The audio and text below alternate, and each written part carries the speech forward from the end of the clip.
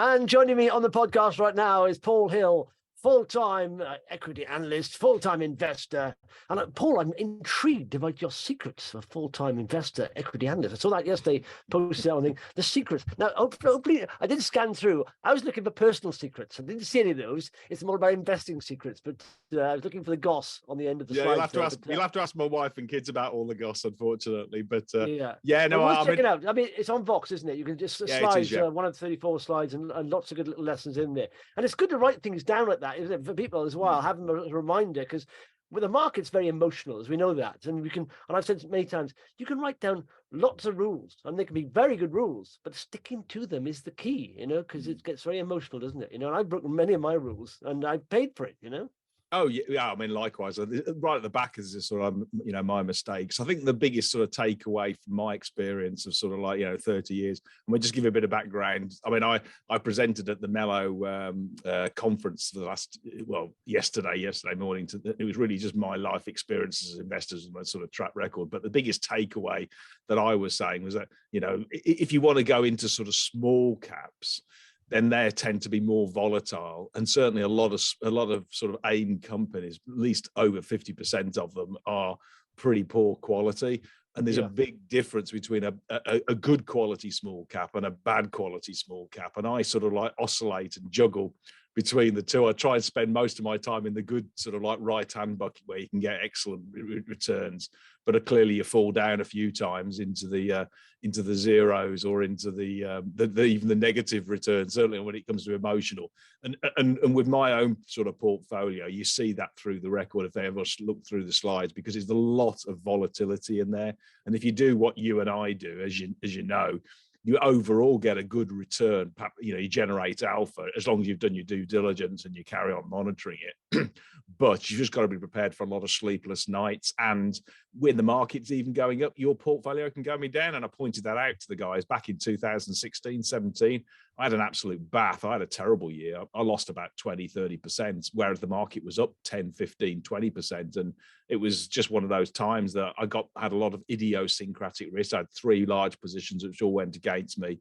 But I've come through most of the stuff, and you've just got to live with those tough times, but they can last for 2 to 3 years, and for things to start to recover. So that would be the biggest takeaway, is that don't give up when tough times do appear. And if you are passionate about it and really want to dig into sort of small caps or even micro caps, which is your real sweet spot, then you just got to accept it's going to be, they're more illiquid, they're not priced correctly, but there's more opportunity if you know what's actually going to be happening. And you just got to accept that you're never going to be right. I mean, I try when I go into a position to be 80% confident that it's going to generate me positive returns. Over 30 years, I've only done 63%, so I'm not as good as I would like to be. And then the other condition I do is that I'd like at least 30% upside on every single position I put in. And my gains and over my winners are over 50% more. So what that says is that I'm outperforming on the alpha, but not performing as well on the hit rate. And overall, it's a better position. But anyway, such is life. But you're right. If anybody wants to sort of download that, it's on the Vox website, and it's sort of bare all my warts and all. What's your experience anyway of small caps? You've been doing it for 20 years. Yeah. Well, I've learned essentially bear markets. I've never really been. I mean, I've been through quite a few bear markets, but never been as full investors I have this time. And in the bull market last 10 years, I've done magnificently well. And liquidity is really hit home for me, especially in bear markets. When you think the pain can't get any worse, it does. It gets worse and worse, and people will sell, and you get extraordinary moves to the downside and upside with liquidity of micro caps. But of course, you don't have bear markets as often as bull markets, so you often forget about it. I suppose it's like giving birth, probably. The pain of it, the women say never again, and then sooner or later they have another kid. But I mean, it's one of those things where it's a lot of pain to the downside. And going forward, I mean, I've learned so much in this bear market. I mean, even going forward strategy wise, it's easy in hindsight to look at where the top of the market was, but there are indicators you can look at. I mean, even on big indices like the S&P or the, say, looking over here, FTSE 250 probably is better rather than saying, but even the moving averages topping over and all that kind of thing, ease up your positions. It's very easy to be very bullish at the top of the market, and that liquidity has knocked me a bit. And so going forward, I'll be addressing that, you know, and I said, they're all lessons to be learned. If you're a long-term investor, and I say, if it doesn't kill you, you will get better, you get stronger and harder. And that's the way to learn. And I think you tend to learn 10 times as much in a bear market if you hang around than you will in a bull market, because most stocks will rise in a bull market, even the rubbish ones. And liquidity will return to the market. But if you want long-term sustainable, winners, then you've got to do a bit more sort of research on them, But yeah, it's been hard, I mean, the portfolio is down massively from this time last year. But having said that, I've been keeping an eye on the AIM All share, and it hasn't retested its lows of early October. It's been bouncing around. A lot of stocks are sort of bouncing on the bottom here, and I think I do think we're not going to see a snapback rally we've seen like the Great Financial Crash, because there was immediate help from the central banks and all that stuff, because we got this inflation around for a long time that'll affect a lot of businesses, and also the autumn statement now is going to affect people, consumers.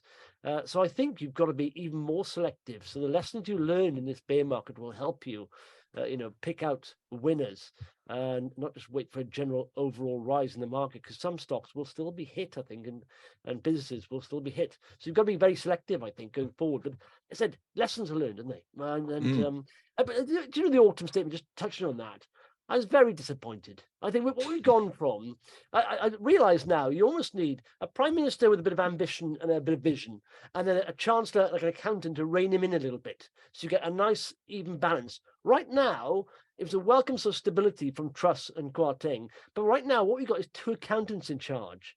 And there seems to be a lack of vision, lack of growth. And when they keep focusing, obsessing on this GDP debt ratio, they have to understand there's two parts to that ratio. If GDP goes up, debt becomes less of a problem. If GDP comes down and you still just focus on debt, it'll still be a problem, debt will. You've got to grow a bit. You can't cut your way to growth. And I'm just thinking, they've got to incentivize growth. What do we stand for in the UK? Make it a country. What are we a world leader in? I tell you what we're a world leader in. Offshore wind farms, 11 out of the 20 biggest we have here, but they're not owned by us. And I think, why not incentivize, growth in that area that is going to produce lots of jobs going forward? I just thought it was really downbeat. Not only that, capital gains tax being cut from 12,000 to 6,000 to 3,000, dividends, halved and halved again. At least incentivize people to put money in ISA and invest in the. You've got to invest. Investing is so important at every level. Invest in people, invest in jobs, create jobs. There's none of that. It's just like, accountants just ticking the boxes. We've got to save this here, rise taxes there.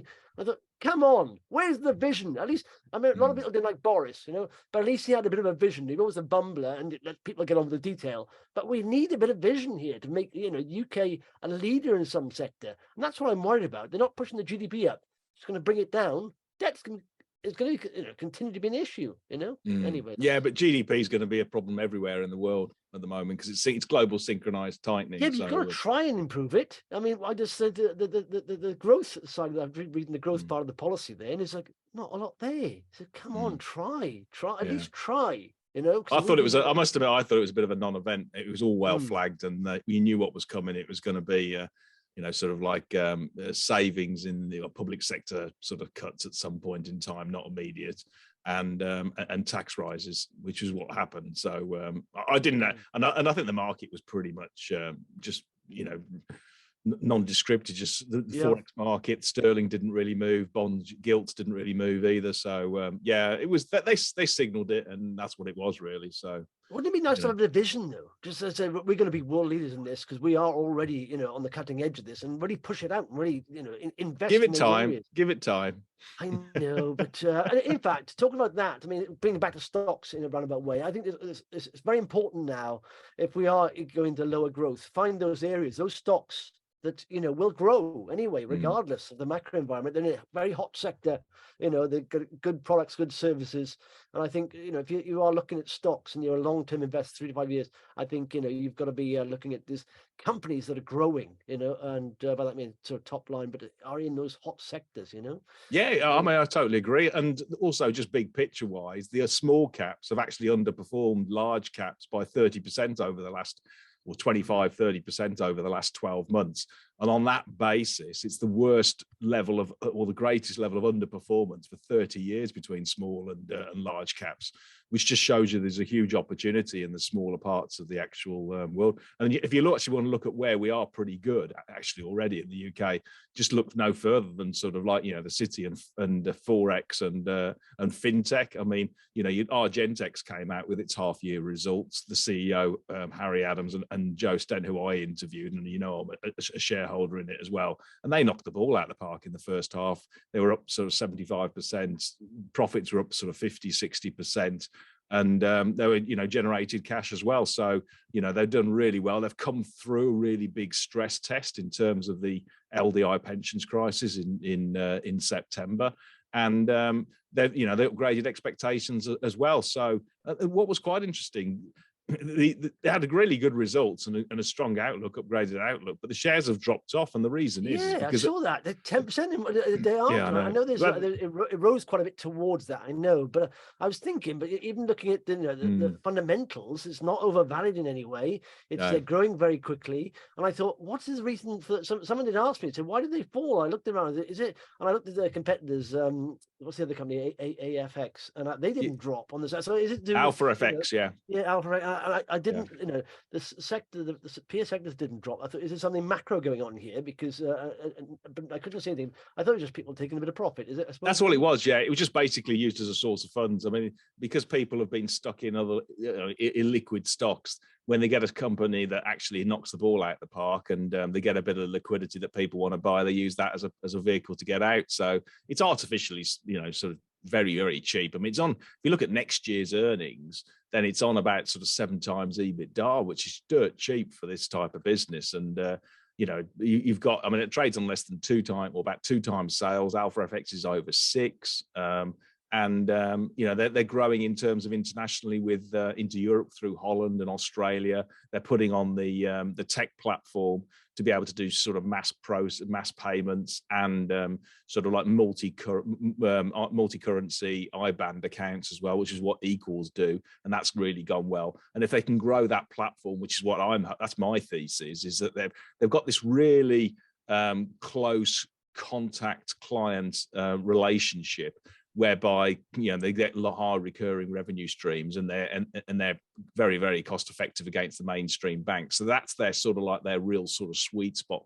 But the real opportunity is to then add on new services like straight through processing, multi-currency IBAN accounts, and that will then give them just pure profit off the back of it, or effectively just adding to the same relationship, so increasing that share of wallet. And that's what I absolutely love about it. If you push the clock forward 3 or 4 years, if they can get that technology platform right, I've got no reason why they can't be as successful as Equals have on that sort of like straight through processing side, because the market is massive for lots of firms to succeed. Alpha FX, Equals, Argentex, because this 85% is controlled by the banks. And if you ever tried moving funds through HSBC, it's an absolute nightmare. It costs you like 2% or 1.5%, and they don't do it.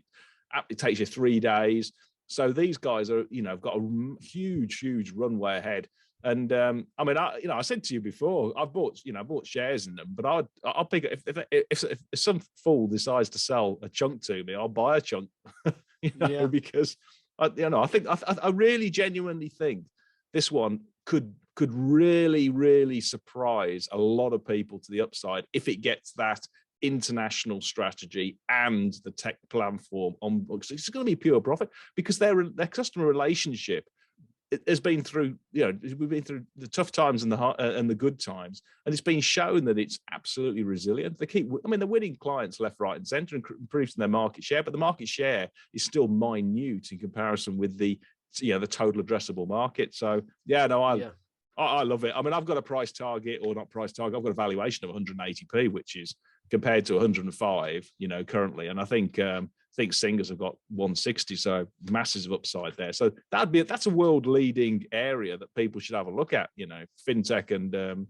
forex. And the other thing, actually, just coming back to the macro, how it does and stuff, if you see the Bank of England, who's now sort of trying to retract what the market's doing, or to reduce what the market's baking in on sort of like future interest rates, which is what it was trying to do, and you've got the US, the Federal Reserve, trying to keep it tight. They want to actually spook the market, then you're actually going to see some continued volatility in the forex, because the yield differential between the two, between the Treasury and the gilt, is going to change if either of those, the Treasury, or if either the Federal Reserve or the Bank of England, actually prove correct, because it's going to move what's already been priced into the markets. And if that happens on the forex side, then you can guarantee these again, it's just going to be added. It doesn't significantly increase, but it can lead to an upgrade. That's for sure.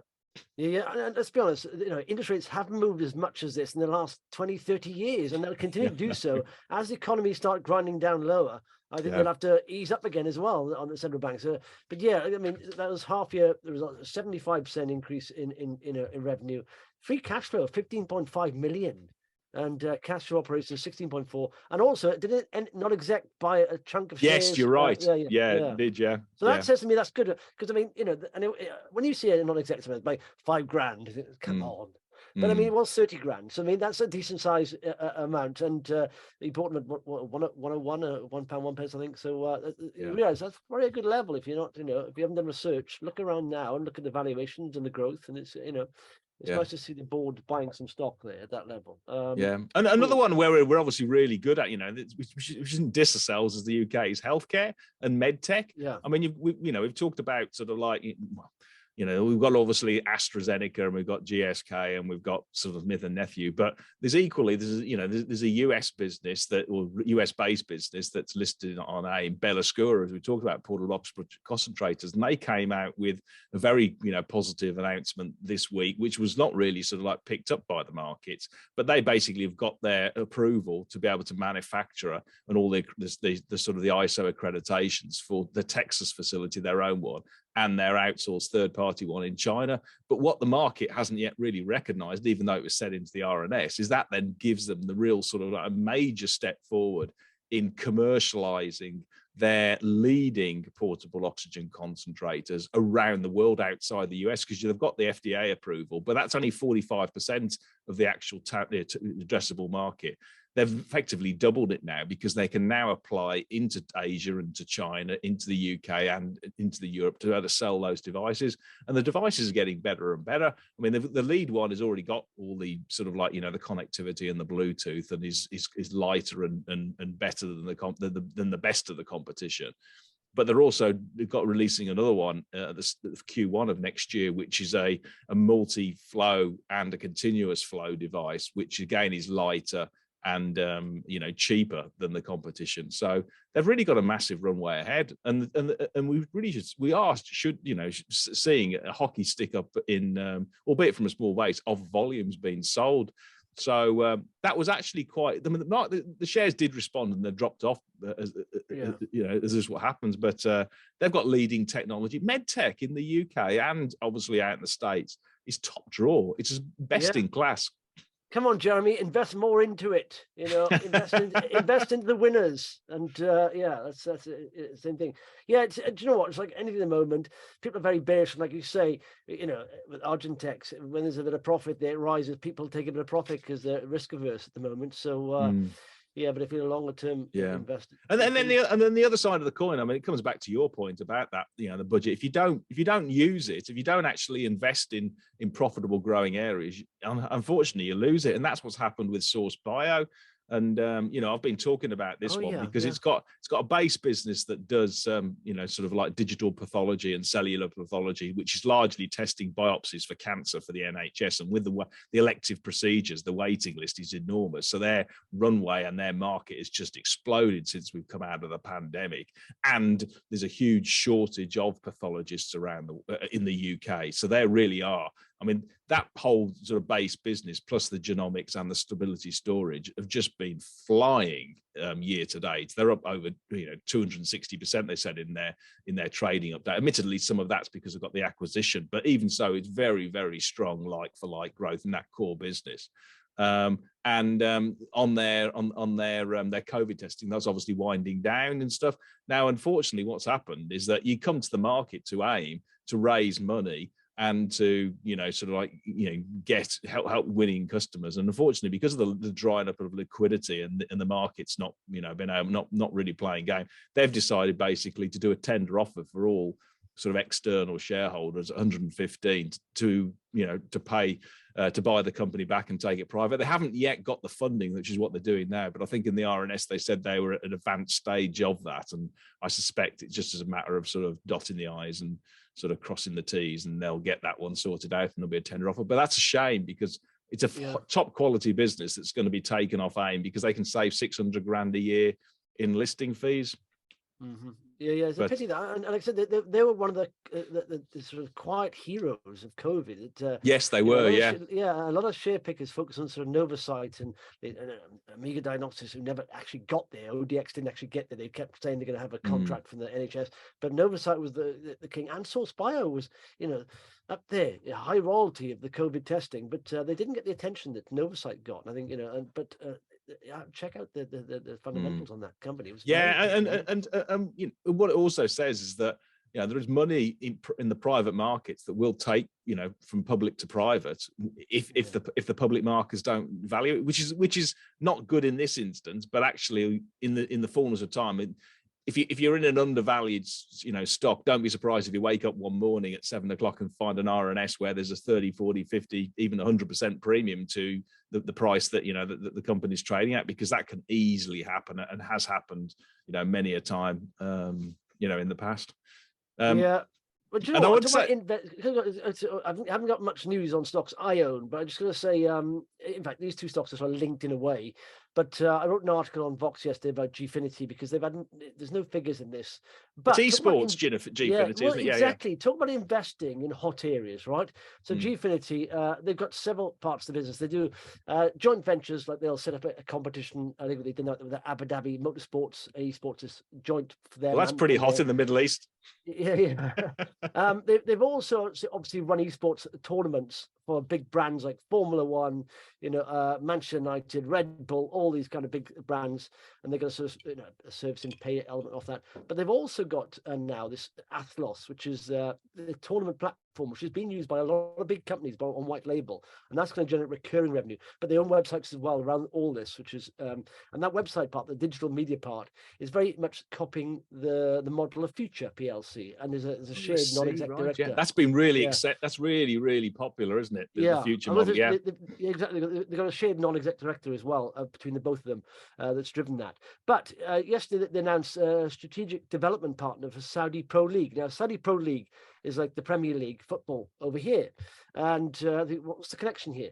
And Saudi, right? They understand oil and gas has been their main income generator for years and years. But they see there's, maybe the light at the end of the tunnel is dimming a little bit.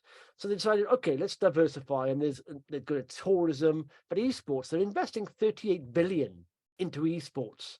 Now, take that, UK government. They're nowhere near as big as what we are. 38 billion. That's saying when they go big, and when they do something, they go bigger, And so part of the deal is Gfinity is going to help them set up this strategy for them.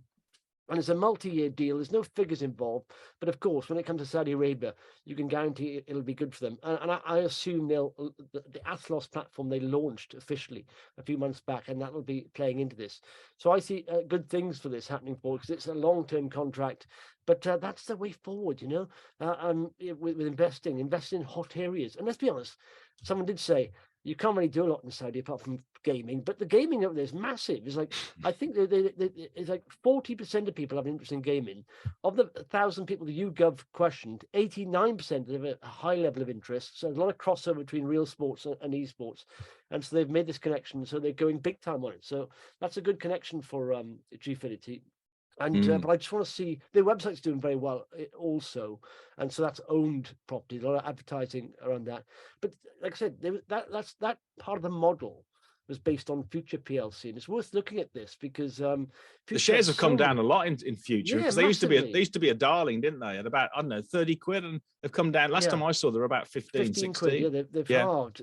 But they have sort of online sites, websites around the world. And I think there's some stat like 1 in 2 people in America look at their websites. It's phenomenal. Yes, that's right. Yeah.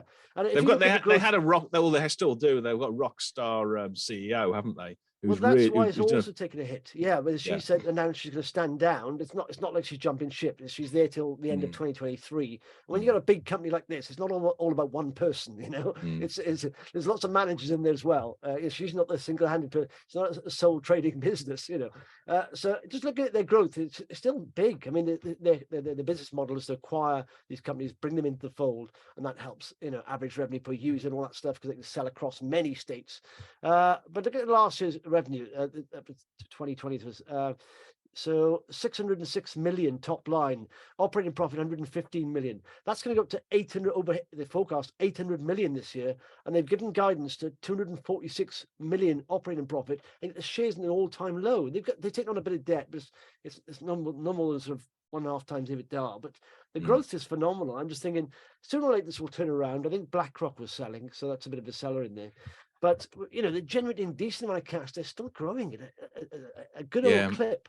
And I'm thinking it's just a case of waiting for the chart to spin around a bit, I think, because advertising take a hit because, of course, downturns, people cut their advertising spend. So that plus the CEO going, but they're still going to be growing very quickly this year. I think the results are out end 30th of November. The results are out. So it's worth looking at that. Yeah, I mean, I would say the two biggest issues that that people don't always recognise for these digital advertising type of businesses is, first of all, with FUTR, they own all of that online real estate. So that means they've got first party data, so they're not dependent on sort of like, you know, the cookie tracking of Google or Apple. So they can actually aggregate all that data across their platforms and become essentially a really powerful information provider for the likes of, you know, the big advertisers. So they're in the able position in terms of their first party data control. The downside, unfortunately, is that yes, everybody appreciates that the digital advertising or advertising overall is going to take a bit of a knock if we go through a recession. But what people haven't yet really factored in, and they're starting to twig, but not really sort of like, you know, got on it, is the actual increased supply of internet real estate. Because if you think about it, Netflix is doing it, Disney's doing it, you've got Walmart's doing it. You've got so many companies around the world which have flagship first party data that haven't yet really leveraged their advertising and are now going into it. So you've got a huge supply and you've got a lower demand. Even if you've got first party data, that may be tough. And that's why the likes of Facebook and Google and these other ones have been sold off, is that the supply is pretty strong coming on into a down market, which means pricing comes off. And you saw that in Facebook's results at the last quarter, because they said like for like cost per click was down 18%. Yeah. But you're right. It's worth looking at that. Just, I mean, I said it's worth looking at any telltale signs of future issues coming down the line, because, like I said, results are out, and you know, just looking at some of the margins, EBITDA margins above 30%. You know, even profit before tax margin 16, operating cash margin 30. They're generating decent cash. They have taken on a little bit of debt. I mean, the net debt now of 388 million, but they're generating, you know, it's a couple of 100 million in profit there, so it's not a problem. But yeah, I think they're a quality company, mate. The companies like this are just worth keeping an eye on because they've taken a massive knock, and the model is very strong, you know.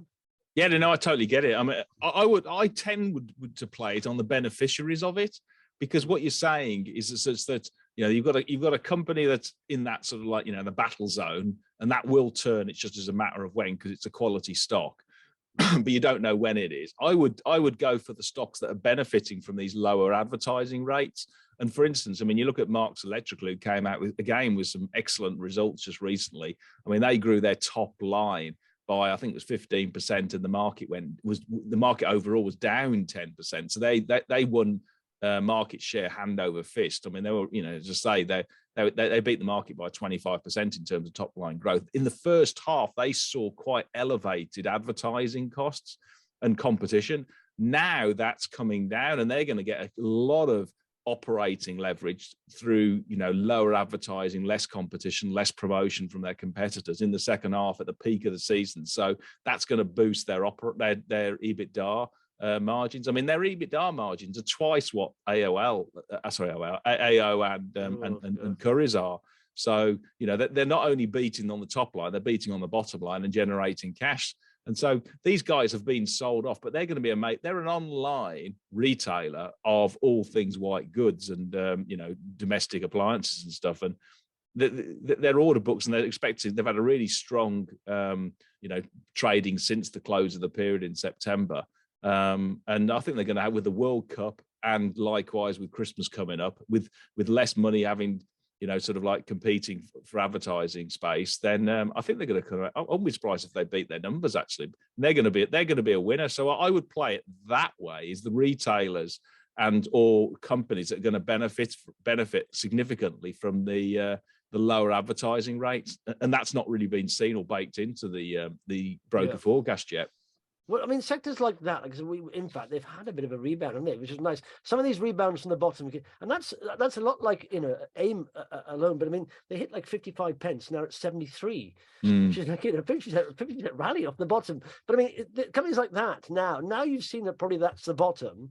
Keep an eye on them, because, like I said, most companies will rise, but the true outperformers will outperform everyone else. And if this is a very good company, what do you say about, I mean, people say to you, but trouble is cost of living now, people are buying less white goods.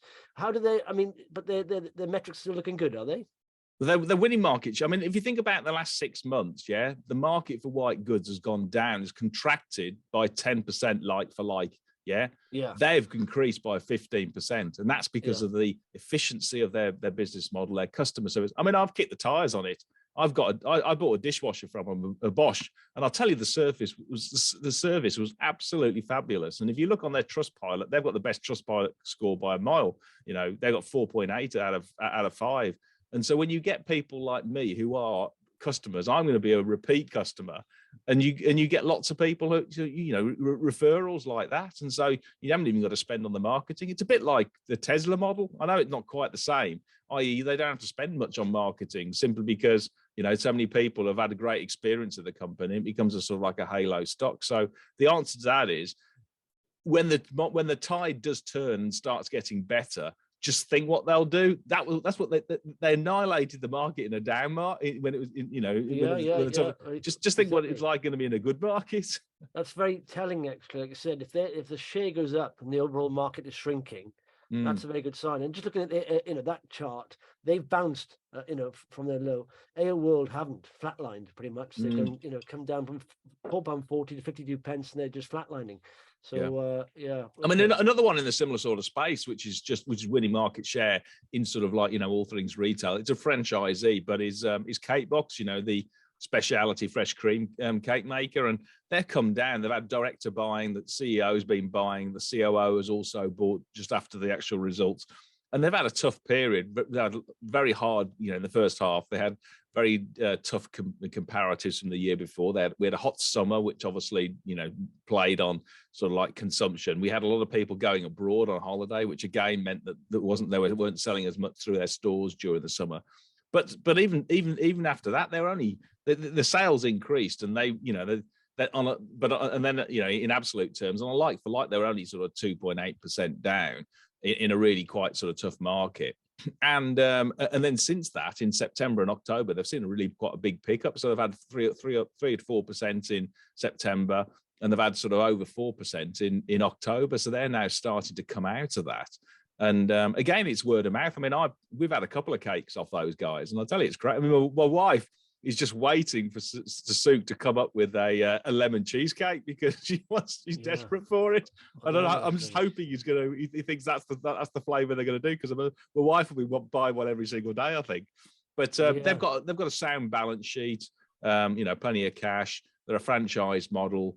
And they've got a lot of people who still want to become franchisees of the business, in terms of deposits. And if they're winning market share on top, you've just got to look through these things. They've come a long way. They trade on about 11 times PE, and they're a class act. There's no doubt about it. And international opportunities are definitely there. It's just as a matter of when they want to pull the lever. I mean, if they're like, so what multiples would you put this on? Well, I would typically go for, and the same with Marks, I would look at it as a PEG ratio, because these through the cycle will be high growth, and I think these guys could do 20 times, sort of like you know, 20% EPS growth on a long-term basis. So you put that on a sort of 20 times multiple, and they're on 11 times. You could easily see them being double. In fact, that would be taking just over £2, and my fair value is 180 to 210, which is absolutely in that same zone. And then if you want to cross-check it, Liberum have got a target price of 250. So plenty of upside for a solid balance sheet, a respected management, you know, a management team that's gone through thick and thick before. And you know, it's actually relatively low risk, even though, but it's in the wrong sector, so people don't, you know, sort of like it at the moment. Yeah, and let's be honest, what is not priced in here? You know, they had some a blogger take a hit on them on the accounting, took a massive hit, and they rose again. And then they've announced that trading update where they said they are, you know, softening a bit on sales, but they're picking up now, though. They're picking up. It's like the sales are picking. 440 to 116. You know. Yeah, I mean, it's to say they've got like positive like for like, and when you get the CEO buying 375,000 shares at just south of £1.30, which is worth nearly, you add it together, it's 480,000 quid. Then it says everything. I mean, that's even someone like you, that's a lot of money, 480,000 quid. He bought? Yeah. How much I think he's got 25% now. Yeah. But you know what? I quite like as well. Like I said, do you know what? I keep going back to that book, but you know, there's that 100 Baggers book where companies have done 100 Baggers and they look at the traits of these companies. And the guys said, do you know what? It'd be nice to say there's lots of traits that these companies follow. Generally, there isn't, apart from growth.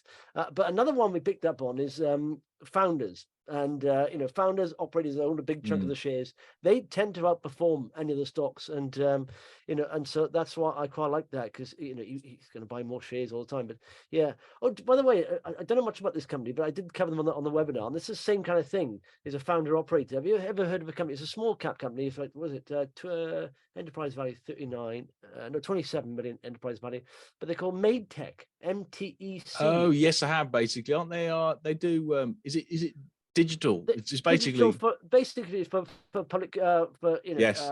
Councils, all that, government, all departments.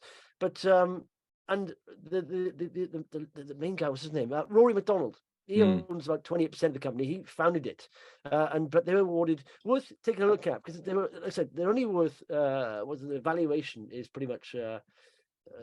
They're a service provider, aren't they? They basically help companies and public sectors sort of like go into the cloud and digitize and become everything there. So the cap, you know, go on. So the thesis then is essentially, because the public sector needs to become far more productive, it needs to, and we've got sort of like, you know, hybrid working, etc. The investment in that whole area is only going to get stronger, because it's going to alleviate the input cost pressures that these guys you know have got, and also is going to, you know, the shortage we have in the labor force, we're going to be able to sort of get through it, because we're going to, you know, go to more, you know, cloud and to digitizations. So that's what we're saying, is that should be a secular growth area, shouldn't it, even in a down market? Yeah. And so their market cap is 39 million. The EV is 27 million. So they got like literally 12 million of cash. The revenue from this year was 13 million to 29 million. They're only making a small loss. EBITDA profitable, 2.6 million. But they just landed a 10 million pound contract with the Home Office. And that's like, you know, they are like a 40 million pound company. And so with the option of a 2 million further extension. And this is off the back of another one recently, I think, with the DBLA and all that stuff. So they seem to be getting traction there. And this is decent revenue for a company of that size. And like I said, they're not they're literally, they're not making a big loss at all, but plenty of cash. I think they're a loss after tax last year of 300k. That's all. So they got plenty of money into that. And I think with those kind of contracts, so worth the guy, MTEC is ticker. Yeah, there's another one like that on it, and I can't remember what it was called. I was just trying to think what it was, but it's a bigger business which does exactly the same sort of thing, and it's actually quite highly rated as an area that's going to be. I'm just trying to think. Give me a moment. But just if you go on the website there, you'll see Rory McDonald, the founder, talking about why he set the business up, and essentially, you know, he's worked in that area and realized there's an opportunity there for efficiency within, you know, public sector. And it's nice to see that, you know, when you see a guy holding 28% of the stock, they're not going to do anything rash. They're not going to do a silly fundraise or do a commitment or anything. They don't need that anyway, 12 million in cash. But as I said, when you get that simple, they are aligned with other shareholders, and that's a good thing, isn't it? You know. Yeah.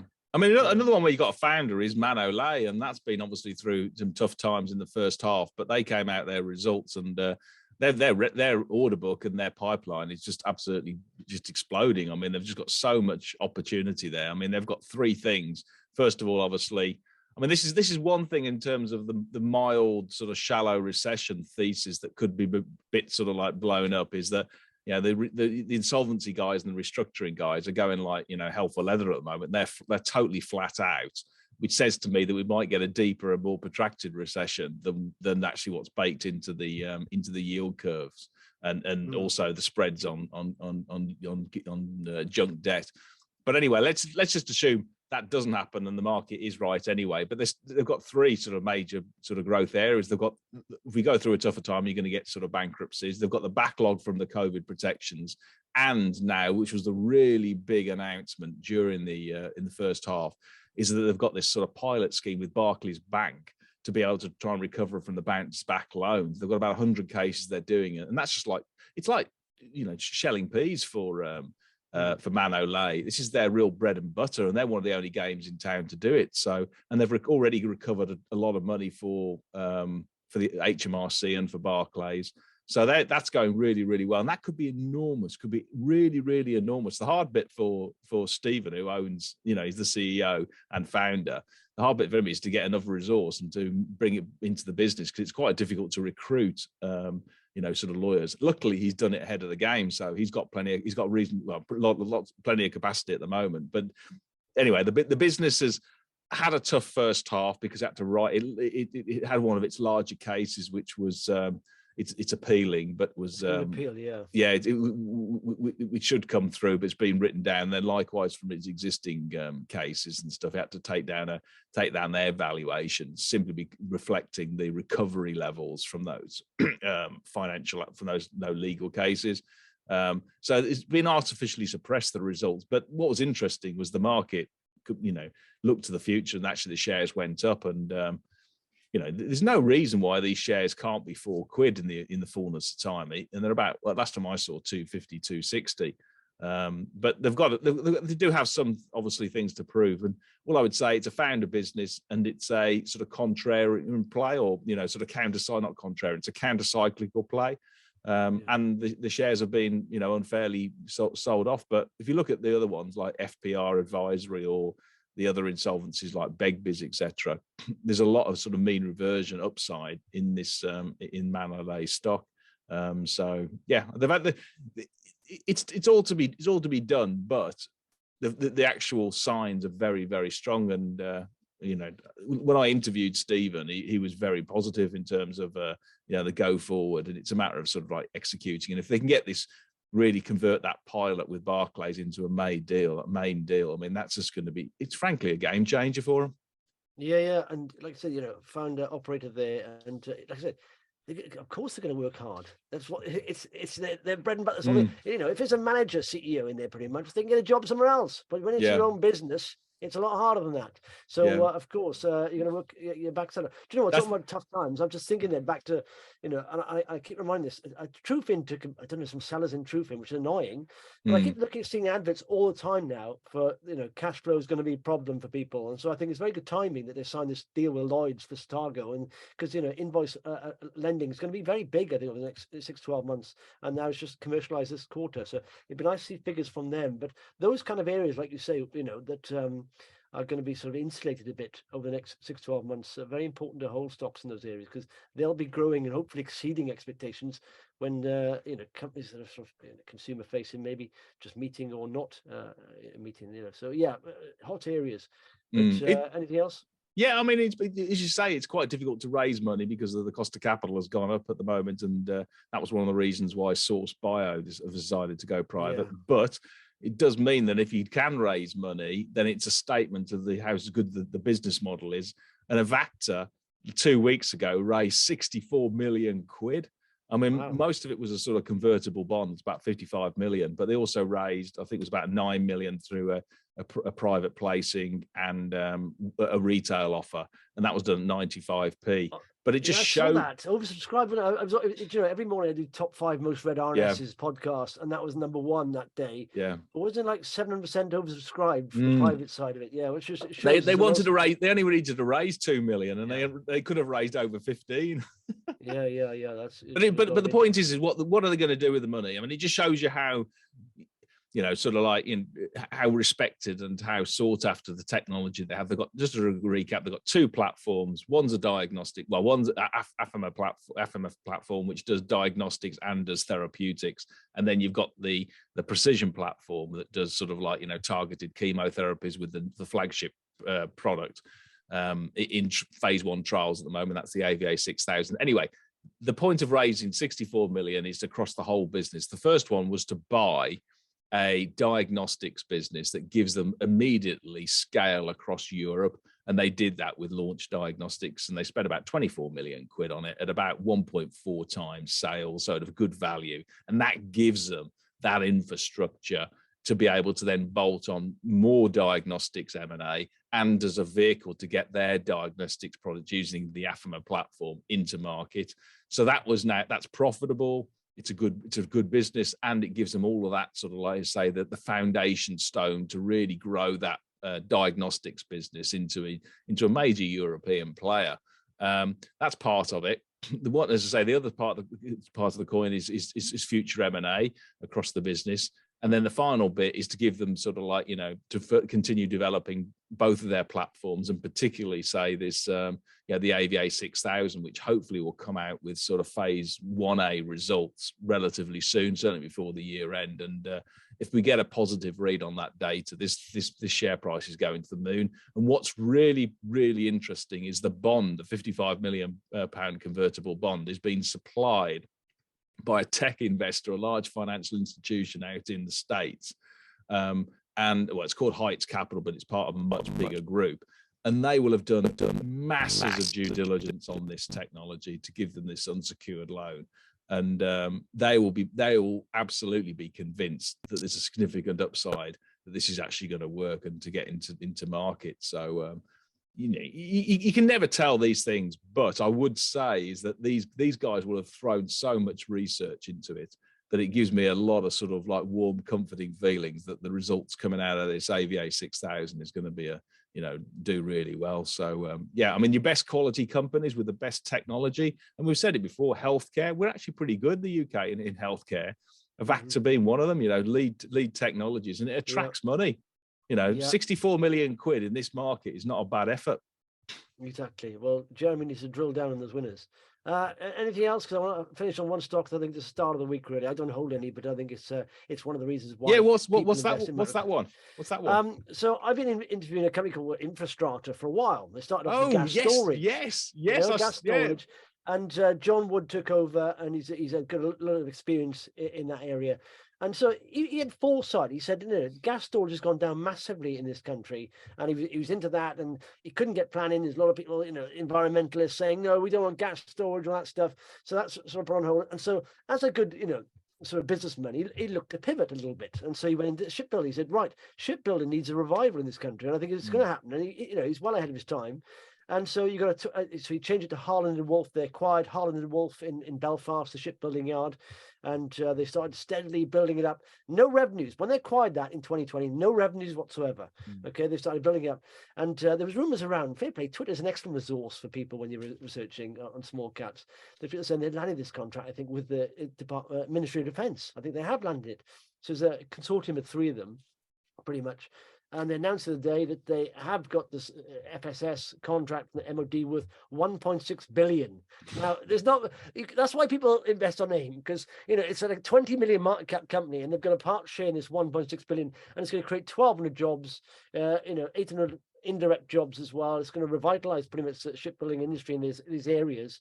And so that's a phenomenal story. This time last week, pretty much bought the shares at 7 pence, and now 24 pence. And so, and you know, this is just a start. I mean, the actual revenues start coming in and generating next year. But it's lovely to see that happening. Not only it's a real story that's generating jobs and also for investors a good return, but he's worked his butt off for 3 years to get to this level, and they've landed. You wouldn't get a bigger contract than that for a 20 million market cap company, 1.6 billion share. What did the stock do on the day with the announcement? Well, it did about 20, 30 in this market. It doubled. I bet it doubled. It did 80%. Or what was this? 2 days ago. Then it gapped up again. So it literally has gone from 7 pence. In fact, if you at start of October, it was like 5 pence, and now it's 25 pence. So it's 5 bags. Wow.